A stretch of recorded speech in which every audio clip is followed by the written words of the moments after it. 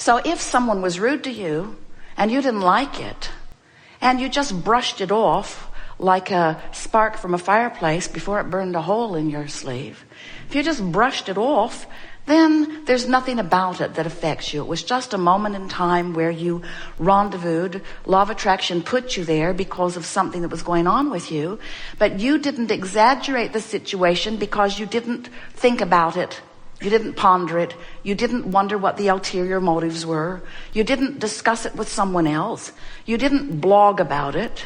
You didn't email. You didn't write an article about it. You didn't put it in your journal. You didn't write it in your diary. You didn't make a computer note of it. You didn't make a captain's log of it.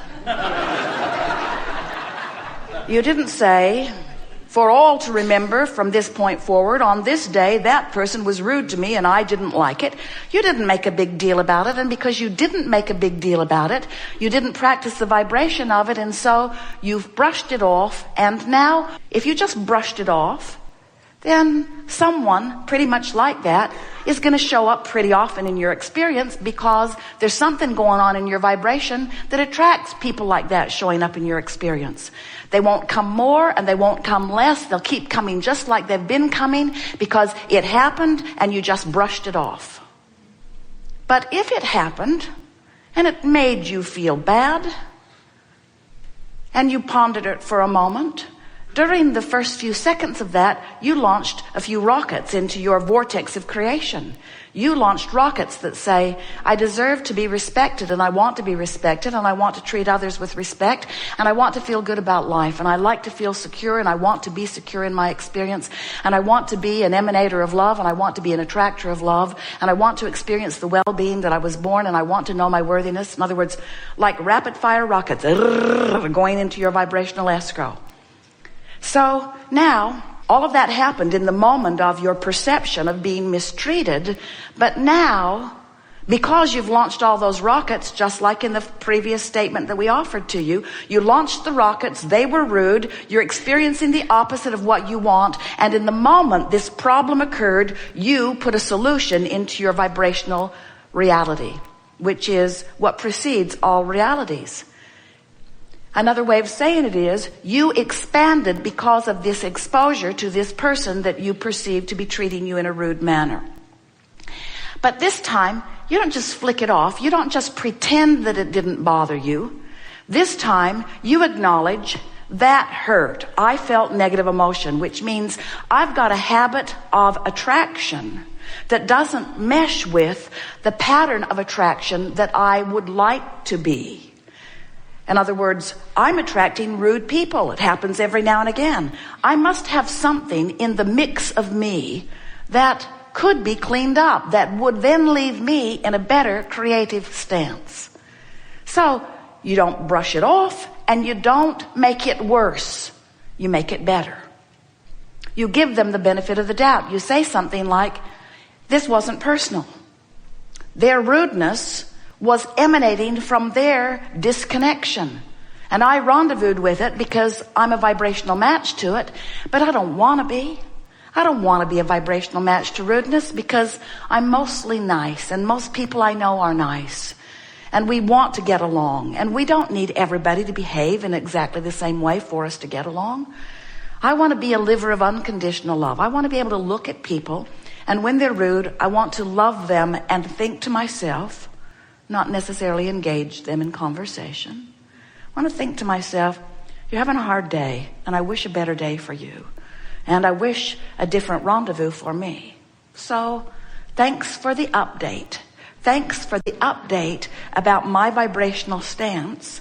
And thanks for helping me focus more specifically in the direction of who I really am and who you really are and what I really want and what you really want. Thanks for the update. And now, because of this encounter, you shifted your vibration. Your point of attraction has changed.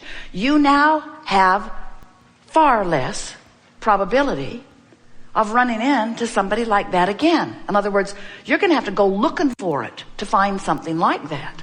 Now, later that day, you could be with another friend because you've been attracted for another reason. You could have already had a previous engagement. So you sit down, you're having a conversation, you're enjoying them, You notice a little furrow in their brow. You wonder what's wrong.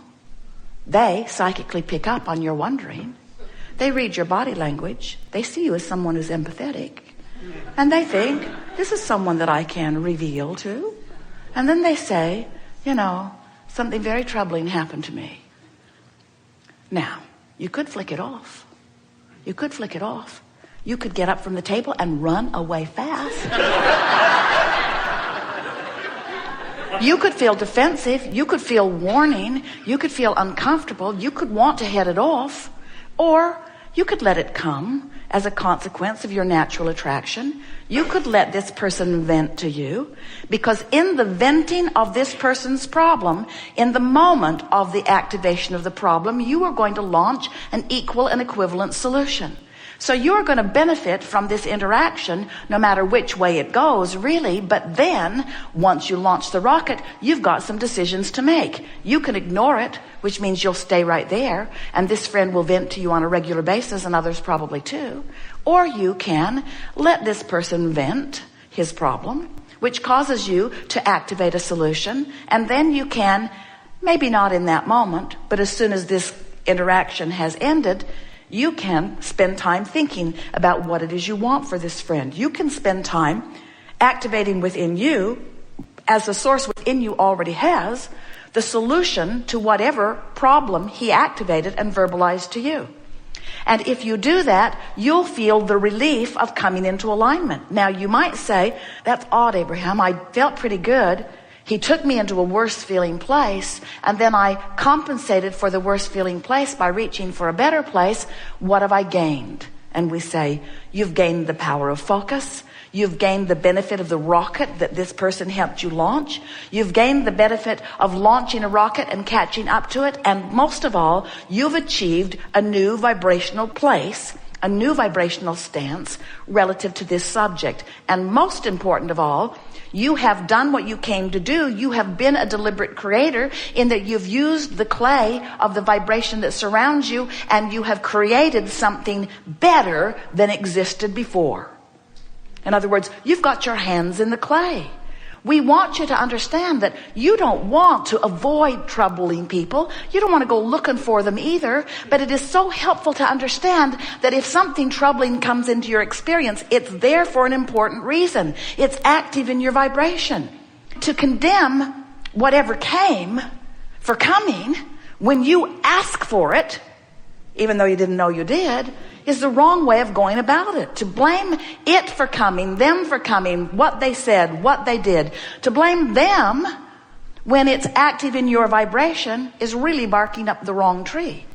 What you want to do is receive it and feel with your emotions the vibrational validity. Does it harmonize with who I really am and what I want, or is it off? And if there's any negative emotion, it's off.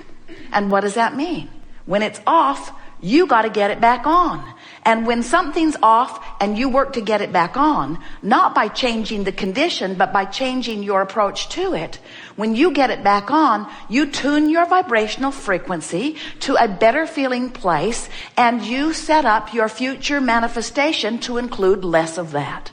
And every time you do it, you sharpen your point of focus until you become this sort of laser beam of clear energy that just attracts nice people, complimentary people, benefiting people, loving people, interesting people. You become a beacon for those who are, now, you are already a beacon. You're already a beacon for who's ever coming. If you notice there's a lot of ornery people around you,